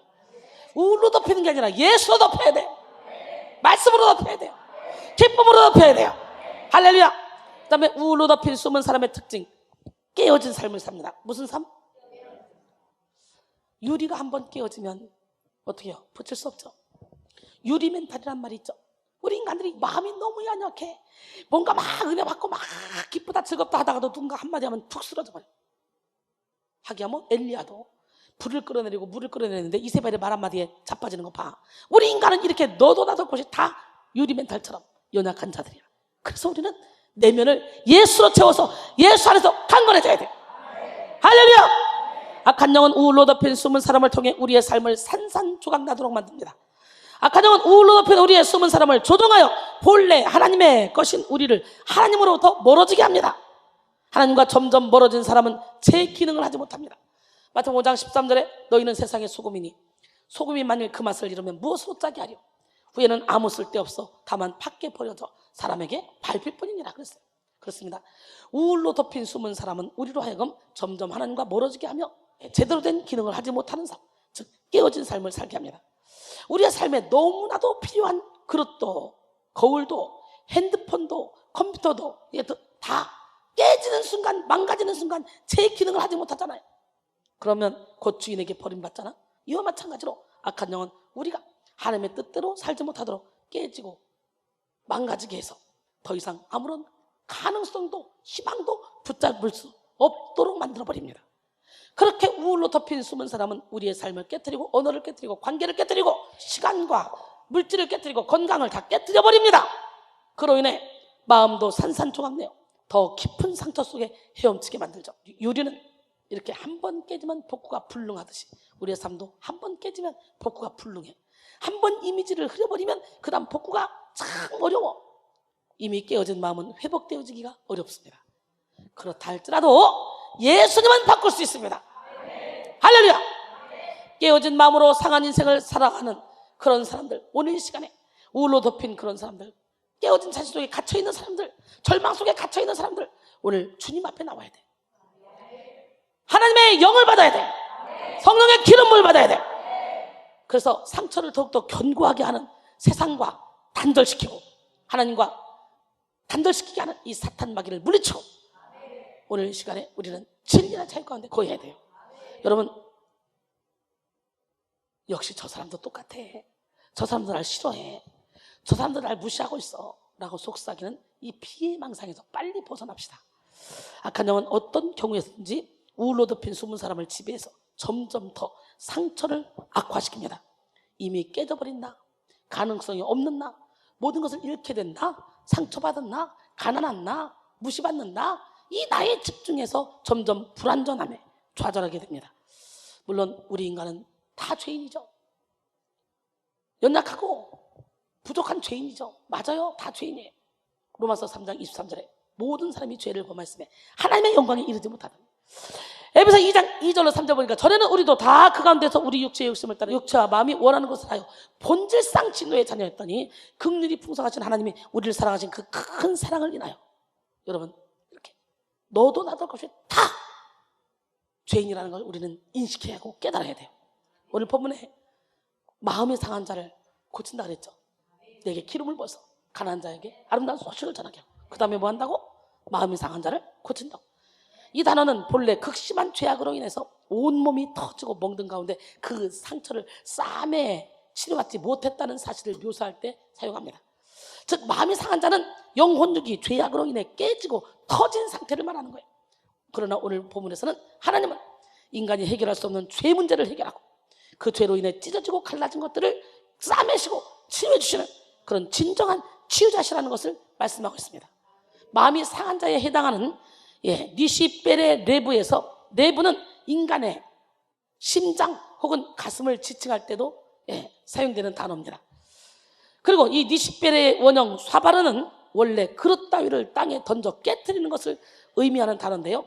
이사야 선지자는 상한 마음을 곧 심장을 땅에 던져 깨뜨리며 깨져 그 형체로차 찾을 수 없는 것으로 묘사하여 고통스러운 마음의 상처를 안고 살아가는 그런 사람들의 비참한 형편을 매우 생생하게 묘사하고 있는 것입니다. 이들이 이처럼 마음이 파쇄될 만큼 큰 상처를 안고 살아가는 것은 악한 세상 가운데서 가슴이 찢어질 만큼 고통을 당하기 때문인데요. 이처럼 상한 마음으로 인해 깨어진 삶에는 고통이 끊이지 않음을 의미합니다. 철학자 플라톤은 인간은 깨진 그릇이라고 했습니다. 우리는 깨진 존재로 이리저리 새어나가는 절망적인 삶 가운데 있는 그런 존재입니다.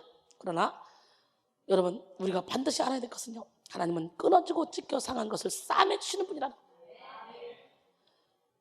하나님은 마음이 상한 자를 고쳐주십니다.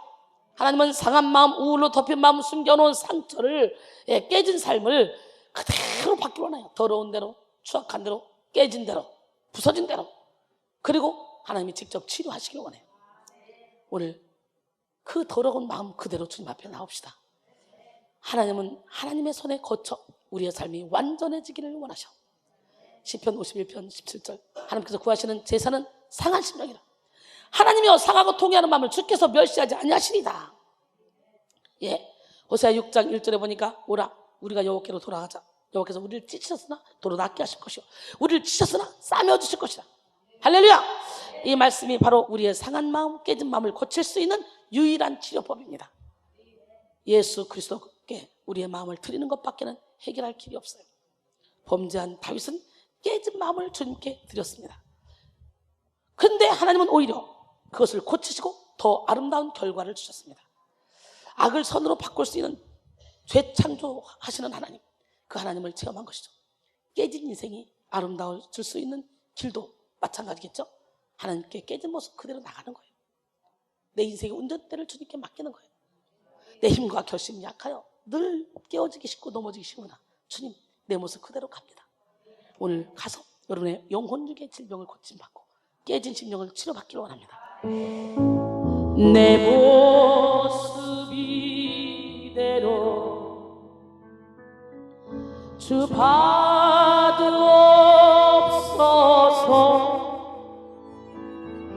날 위해 돌아가신 주 날 받으옵소서.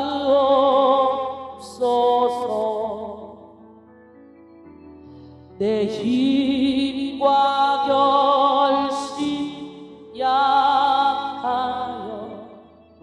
늘 깨어지기 쉬우니 주 이름으로 구원해 날 받으옵소서.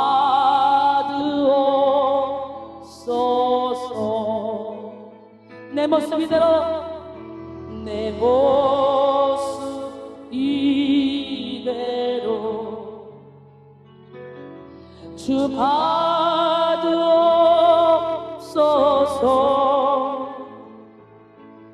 날 위해 돌아가신 주 날 받으옵소서.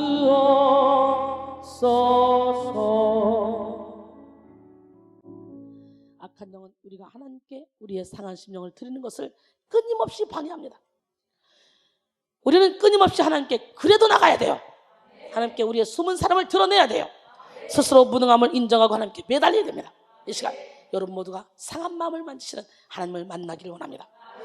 주 여호와의 영이 내게 내리셨으니 이는 여호와께서 내게 기름을 부으사 가난한 자에게 아름다운 소식을 전하게 하시고 마음이 상한 자를 고치며, 할렐루야, 포로된 자에게 자유를, 갇힌 자에게 노임을 선포하며 여호와의 은혜의 해와 우리 하나님의 보복의 날을 선포하여 모든 슬픈 자를 위로하되 무릇 시온에서 슬픈 자에게 화관을 주어 그 죄를 대신하며 기쁨의 기름으로 그 슬픔을 대신하고 찬송의 옷으로 그 근심을 대신하고 그들이 의의 나무 곧 여호와께서 심으신 그 영광을 나타낼 자라 일컬음을 받게 하십니다. 할렐루야. 오늘 본문 이사야 61장 3절까지 말씀입니다. 여러분, 조금 깨어져 금이 가고 오래된 못생긴 물 항아리가 있었습니다. 그 항아리의 주인은 물을 길어오는데 항상 멀쩡한 항아리가 있는데도 불구하고 조금 깨져서 금이 간 물이 새는 그 항아리를 사용합니다. 오랜 세월 동안 주인은 그 깨어진 물 항아리를 버리지 않고 온전한 물 항아리와 똑같이 아끼니 정말 이 항아리가 미안한 마음이었습니다. 내가 온전치 못하여 주인님께 폐만 끼치는구나. 나로 인해 그 귀하디 귀한 물이 새워버리는데도 이 주인은 왜 나를 버리지 않을까? 어느 날 너무 미안하다고 느낀 깨어진 물 항아리가 주인에게 물었습니다. 주인님, 어찌하여 저를 버리지 않고 새로운 항아리들이 있는데도 저걸 쓰지 않고 저를 쓰십니까? 저는 소용가치가 전혀 없는데요. 주인이 물을 길러오는데 이렇게 새나 하는데 주인이 힘만 들잖아요. 주인은 그의 물음에 아무 말도 하지 않은 채 그 물 항아리를 그냥 쥐고 계속 집으로 왔습니다. 그러다 어느 길을 지나면서 조용히 부드럽게 말합니다. 얘야, 우리가 걸어온 길을 한번 볼래? 그제야 물 항아리는 그들이 물을 길어서 오는 그 길을 이렇게 주변을 살펴봤습니다. 그런데 이게 웬일입니까? 길가에 예쁜 꽃들이 아름다운 자태를 자랑하듯 싱싱하게 피어 있었습니다. 주인님, 이 산골 길가에 이렇게 예쁜 꽃들이 어떻게 피어 있습니까? 물 한 방울 주는 사람도 없는데. 주인이 빙그레 웃으며 말했습니다.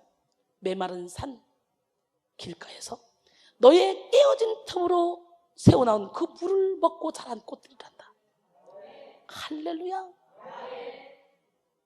상한 마음은 히브리어로 샤바르라고 합니다. 이 말의 뜻은 마음이 깨졌다, 마음이 산산조각 났다라는 뜻입니다. 마치 큰 쇳덩어리로 바위를 내리쳤을 때 바위가 부서지듯이 마음이 부서지고 깨진 상태를 말합니다. 얼마나 아프고 얼마나 고통스럽겠습니까? 그러나 여러분, 그 모습 그대로 하나님 앞에 나오면 우리 하나님은 결코 이 깨어진 마음, 상한 마음을 버리지 않으시고 고쳐주십니다. 꿰매주십니다. 할렐루야. 그리고 평안을 허락하십니다. 잠언 28장 13절에 자기 죄를 숨기는 자는 형통하지 못하나 죄를 자복하고 버리는 자는 불쌍히 여김을 받으리라. 여러분, 욕심 부리지 말고 깨어진 항아리처럼 여러분의 물질을 좀 세내보내고 달란트를 좀 세내보내고 좀 손해보는 것 같아요. 남들이 볼 땐 바보 같지만 저의 삶이 남들 볼 때는 완전히 바보 같은 삶입니다. 이렇게 몸을 다 불살라서 내주고 있어요. 근데 여기서 훈련받는 이 훈련생들은 이거는 무슨 고급이야, 고급. 설교 준비하고 설교하고 저는 지금 발바닥이 불나고 허벅지가 터지고 지금도 쓰러질 지경이야. 체력을 감당할 수 없어. 그런데 이 일을 이렇게 해야 될 이유가 없어. 하나님 주신 사명이기 때문에 열정을 가지고 영혼을 살리려고 하는 것 뿐이에요. 그럼 제자들이 나도 원장님처럼 쓰임받아야 겠다, 그렇다면 이 일을 따라와야 되잖아. 영적인 눈을 활짝 열고 좀 분별력을 가지고 통찰력을 가지고 주인의식을 가지고 살펴보고 영혼들을 살펴보는 그런 주의 종들이 다 되기를 원합니다. 그 다음에 우울로 덮인 숨은 사람의 특징은 갇힌 삶을 살게 돼요. 여러분은 어디에 갇혀 있습니까? 악한 영은 우울로 덮인 우리의 숨은 사람을 지배하여 육신의 포로가 되게 합니다. 우울의 포로, 상처의 포로, 절망의 포로, 관계의 포로, 물질의 포로, 건강의 포로가 되게 해서 갇힌 삶을 살게 하죠. 그리고 현실에 갇혀 더 이상 하나님께 믿음으로 나가지도 못하게 합니다. 오늘 본문의 저자는 포로란 육적으로 사로잡혀 있는 것을 넘어서서 영적으로 사로잡혀 있는 상태를 말합니다. 바벨론의 포로로 갔던 사람들, 그들은 육적으로 영적으로 다 포로였어요. 그런 것처럼 우리는 지금 포로가 아닌 것 같죠? 스스로 포로가 돼 있어요. 스스로 물질의 포로가 돼 있고 스스로 틀을 만들어 놓고 그 속에 여러분의 영혼을 집어넣고 우물 안에 개구리처럼 상자 속에 넣은 생쥐처럼 여러분 스스로 여러분의 영혼을 괴롭히고 있단 말이야. 이번 한 주간에 여러분 숨은 사람을 빨리 살리기를 원합니다. 요한복음 8장 32절에 진리랄지 진리가 너희를 자유롭게 하리라. 고린도서 3장 17절에 주는 영이시니 주의 영이 계신 곳에는 자유가 있느니라 그랬어요. 그러나 우울로 덮인 우리의 숨은 사람은 잘못된 생각, 거짓된 그런 생각으로 우리의 삶을 더욱더 절망으로 끌고 가죠. 우울증의 중요 증상 중 하나는 뭐냐? 절망에 갇혀 희망을 갖지 못하게 한다는 것이죠. 절대 나아질 가능성은 없고 자신의 삶은 이제 끝이라고 생각하게 합니다. 현실에 갇혀 당연히 밝은 미래를 꿈꿀 수도 없죠. 자신의 인생이 어두컴컴한 터널을 지나고 있다고 여겨지는 그런 것처럼 끝없는 어둠의 동굴로 들어가고 또 끝없는 어둠의 동굴로 들어가서 살아갑니다. 현실에 갇혀서 동굴에 갇혀있다는 느낌으로 숨통이 막히고 희망이 없죠. 그러나 그렇게 괴로움이 절정에 달해도 자신의 어려운 마음을 누군가에게 털어놓으면 혹시라도 사람들이 자신을 멀리할까 봐 두려워합니다. 그래서 더욱더 자신을 숨기고 자기 자신에게 갇힌 삶을 살게 되죠. 이렇게 우울로 덮인 사람은 마음을 닫는 것, 입을 닫는 것, 생각을 닫는 것, 소통을 닫는 것, 시야를 닫는 것이 자신이 살 길이라고 여겨지게 합니다. 이게 사단이가 주는 거예요. 갇혀있는 절망적인 상황에서 어느 누구의 손도 잡을 수가 없습니다. 그러기에 우리는 오직 예수 그리스도를 통해서만 해방의 날, 회복의 날을 맞이할 수 있습니다. 우리는 우리를 죄와 사망의 권세로 억누르는 사탄의 세력을 우리 힘으로는 이겨낼 수 없고, 그들이 우리를 얽매이는 그런 굴레에서 벗어날 수도 없습니다. 우리의 대적보다 강하신 우리 주님, 우리 주님의 십자가의 보혈, 그것으로만 우리는 참된 해방을 누릴 수 있습니다. 누가복음 11장 21절로 22절, 강한 자가 무장을 하고 자기 집을 지킬 때는 그 소유가 안전하게, 더 강한 자가 와서 그를 굴복시킬 때는 그가 믿던 무장을 빼앗고 그의 재물을 나누느니라. 강한 자는 마귀요, 더 강한 자는 예수님이야.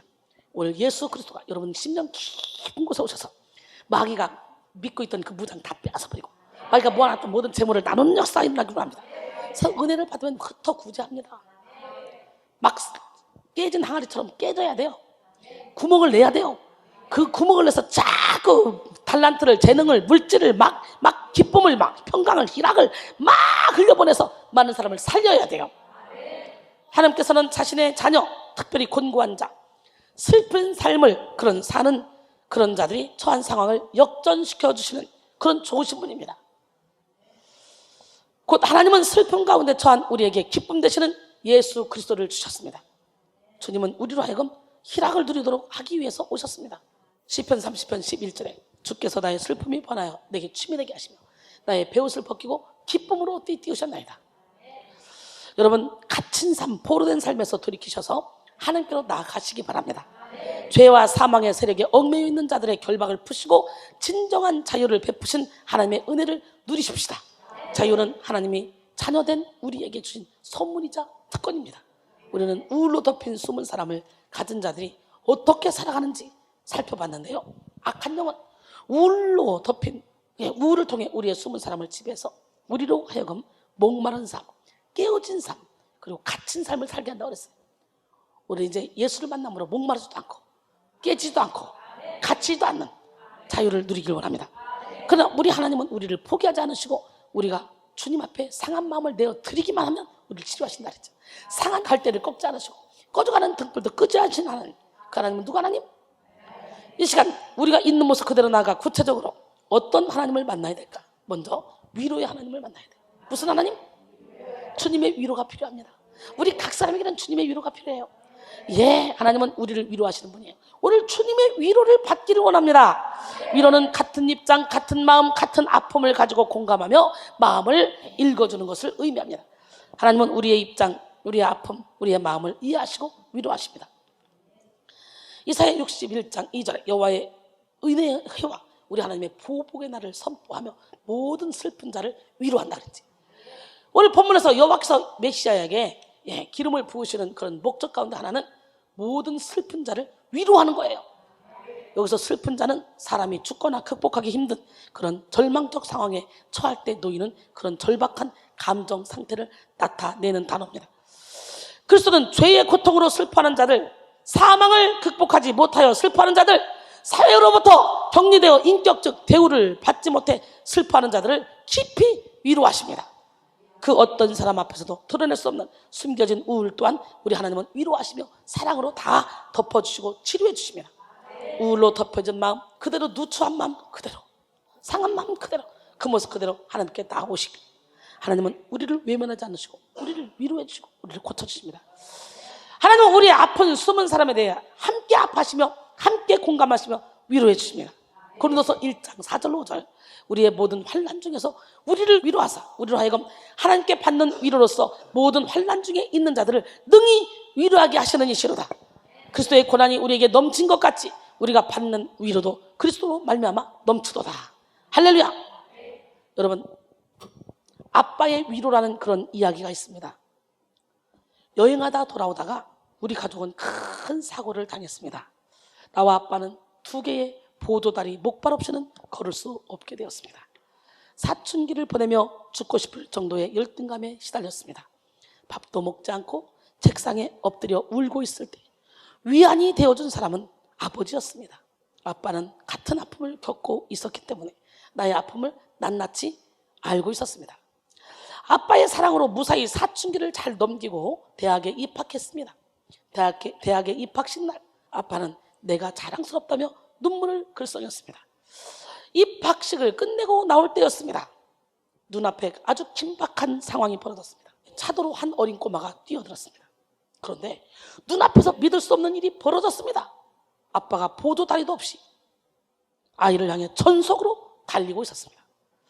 눈을 의심하며 아빠가 아이를 안고 인도로 나오는 모습을 지켜보았습니다. 엄마도 봤지?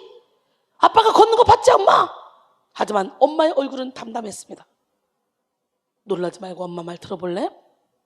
아빠는 사실 보조다리가 필요하지 않았어. 그때 아빠는 팔만 다치셨거든. 그런데 4년 동안 보조다리를 짚고 다니신 거야.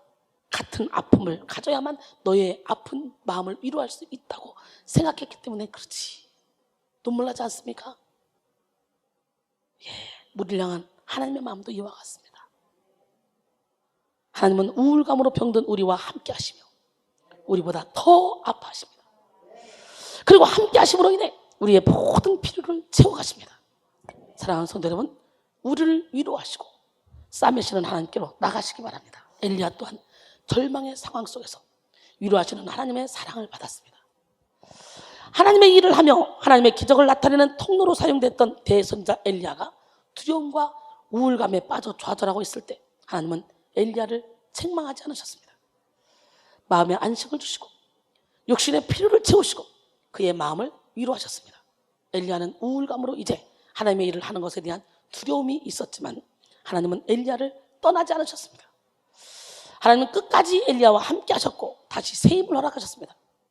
우리 모두가 하나님이 주시는 위로, 하나님이 주시는 새 힘을 받아서 하나님의 뜻을 이루어드리는 축복의 통로가 되기를 원합니다. 의인처는 7번 넘어질지라도 다시 일어나지만 악인은 재앙으로 말미암아 엎드러지느니라. 잠언 24장 16절에 시편 37편 24절에 보니까 그는 넘어지나 아주 엎드러지지 아니하면 여호와께서 그의 손으로 붙으시미로다. 그 다음에 찬송하게 하시는 하나님을 만나야 돼요. 위로하게 하시는 하나님을 만나야 되고 찬송하게 하시는 하나님. 영국의 여객선 스텔라호가 암초에 부딪혔습니다. 난파되었습니다. 거친 파도는 승객들이 탄 구명보트를 삼켜버렸습니다. 그런데 12명의 여성이 탄 이 구명보트는 노가 없이도 계속 균형을 유지했습니다. 그 보트에는 유명한 가수인 마가렛 윌리엄스가 타고 있었습니다. 그녀는 승객들을 향해 외쳤습니다. 여러분, 이제 하나님만 의지합시다. 믿음의 징표로 함께 찬송을 부릅시다. 12명의 여성은 찬송을 부르며 공포의 밤을 보냈습니다. 얼마나 무서웠을까? 그들은 사나운 폭풍과 칠흑 같은 어둠 속에서도 희망을 잃지 않았습니다. 이튿날 아침 순양함이 생존자들을 찾아 나섰습니다. 그러나 짙은 안개 때문에 한 치 앞도 볼 수가 없었습니다. 그때 어디선가 여인들의 찬송 소리가 들려왔습니다. 구조대원들이 소리의 근원지를 찾아가다 보니 여인들이 구명보트에서 찬송을 부르고 있었습니다. 한 사람의 용기 있는 크리스천이 12명의 여인들을 구출했어요. 신앙은 삶의 위기에서 더욱 빛납니다. 고난 속에서 부르는 찬송은 기적을 창출합니다.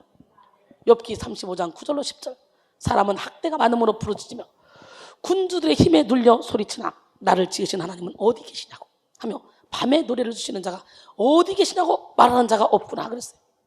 우리도 찬송 가운데 만나주시는 하나님을 체험해야 돼요.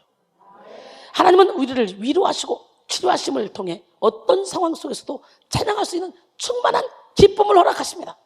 오늘 본문 3절에 무릇 시온에서 슬퍼하는 자에게 화관을 주어 그 죄를 대신하며 기쁨의 기름으로 그 슬픔을 대신하며 찬송의 옷으로 그 근심을 대신하시고 그들이 의의 나무 곧 여호와께서 심으신 그 영광을 나타날 자라 일컬음을 받게 하시며 할렐루야.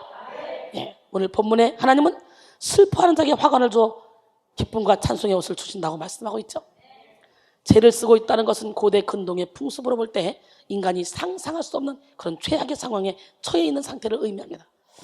인간이 상상할 수도 없고 스스로 뚫고 나올 수도 없는 그 슬픔 중에서도 하나님은 반드시 기쁨이 넘치고 찬송이 넘치는 삶으로 우리를 이끌어 가신다는 거죠.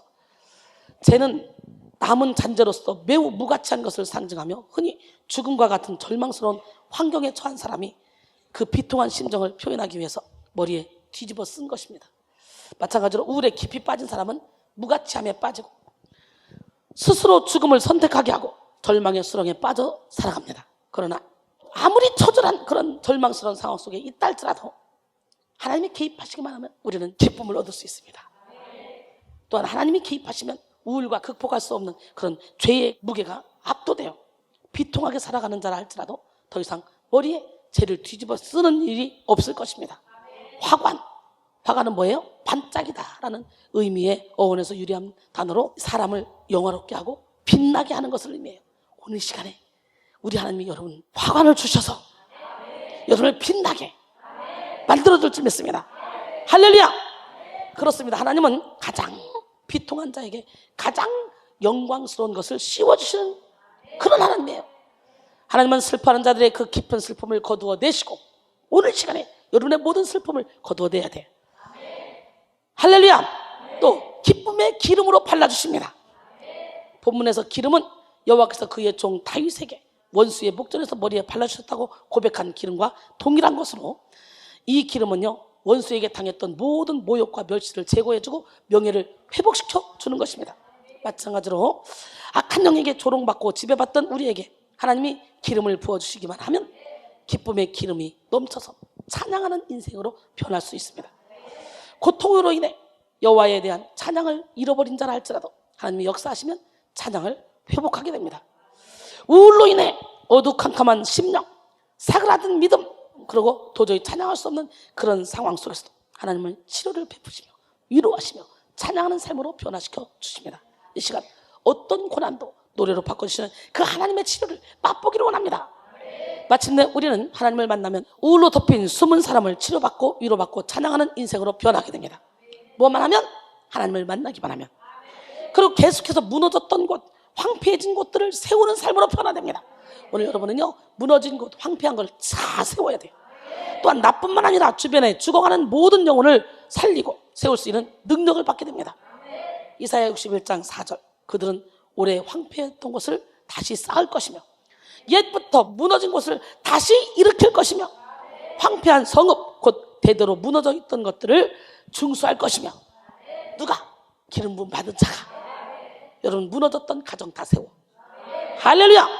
하나님이 자기 백성으로 하여금 오래 황폐하였던 그런 곳을 재건하게 하시겠다는 예언은 죄로 인해 야기된 모든 비참한 형벌 가운데서 건지신다는 의미를 전달하는 전달하는 것처럼 동일합니다.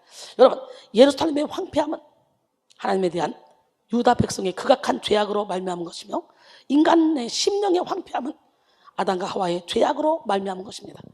그러나 황폐하며 무너져서 다시 일어설 수 없는 곳, 대대로 무너져 있던 곳들이 이제 메시아의 사역을 통해서 기름 부음 받은 자의 사역을 통해서 여러분의 사역을 통해서 확실하게 재건되고 완전하게 회복될 것임을 강조한 것입니다. 여러분의 마음은 어떻습니까? 상처와 죄악으로 황폐해진 마음으로 오셨다면 이 시간 우리의 마음을 고치실 하나님께 치유받읍시다. 결론적으로 오늘은 우울로 덮인 속사람의 치유라는 제목으로 함께 은혜를 나눴습니다. 우울로 덮인 숨은 사람의 특징은 목마른 삶을 산다 그랬죠. 깨어진 삶을 산다 그랬죠. 또 갇힌 삶을 산다 그랬어요. 예, 우울로 덮인 속사람의 삶이 뭐라고요? 목마른 삶, 깨어진 삶, 갇힌 삶을 산대.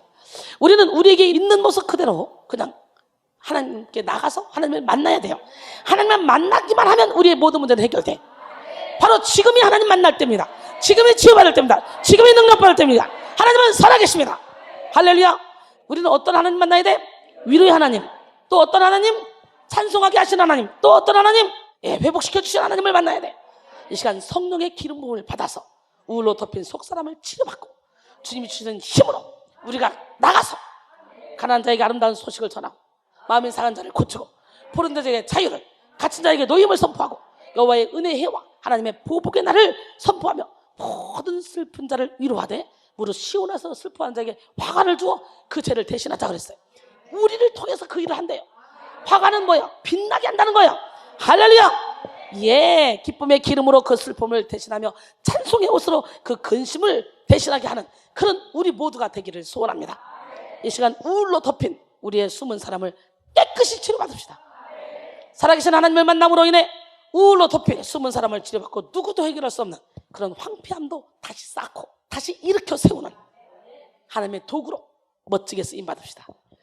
성령의 기름 부음만 여러분에게 임하면 여러분을 통해 하나님은 그 일한데 마음이 상한 자를 고치고 포로된 자에게 자유를 갇힌 자에게 노임을 할렐루야 근심하는 자에게 위로와 기쁨을.